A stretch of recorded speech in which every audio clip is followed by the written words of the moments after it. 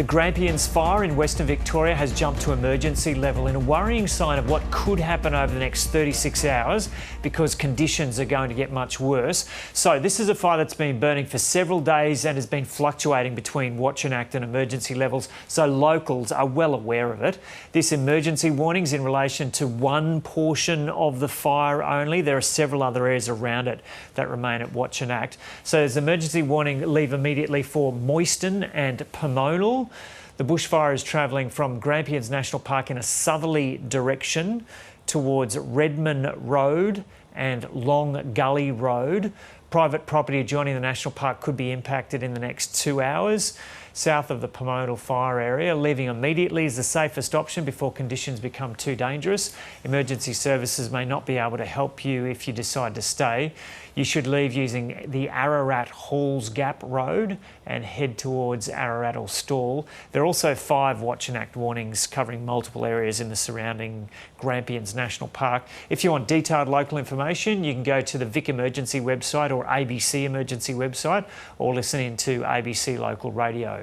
And for more now on weather conditions generally, I'm joined by the Bureau Senior Meteorologist who's working hard on Christmas Day, Dean Narramore. Dean, g'day and thanks for joining us. We might go first to the Grampians area because that fire has just jumped up, in the last couple of hours, just jumped up to emergency level.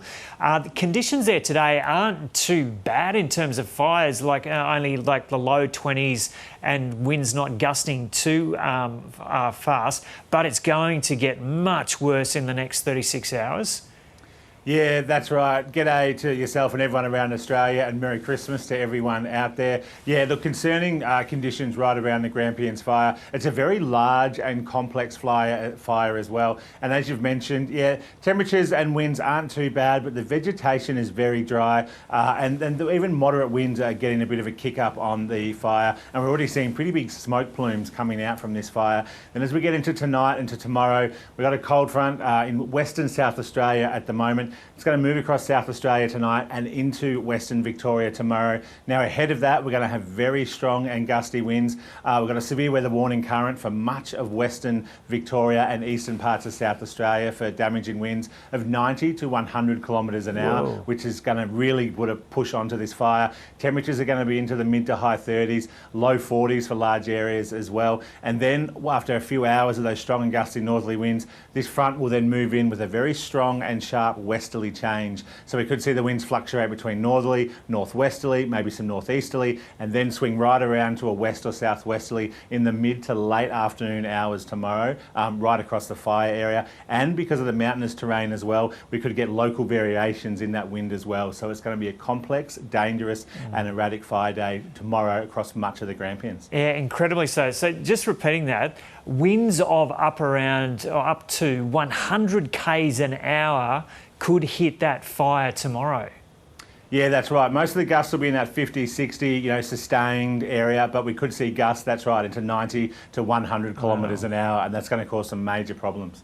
Yeah, and so just going through this once again, so because it's important information for people in that area, that peak area of concern with that Grampians fire is going to be through the afternoon tomorrow. Yeah, that's right. Pretty much we'll see those winds pick up from the late morning, from somewhere between northeasterly to northwesterly. So the fire will probably run very quickly to the south. Then that wind change will come sometime in the mid to late afternoon, and then that'll shift the fire from running southerly to into more of an easterly direction as that wind change comes in. And that's the biggest concern when we have this very erratic and dangerous shift in the direction in which the fire goes, and that's dependent on that wind change, which at this stage will be the afternoon and evening.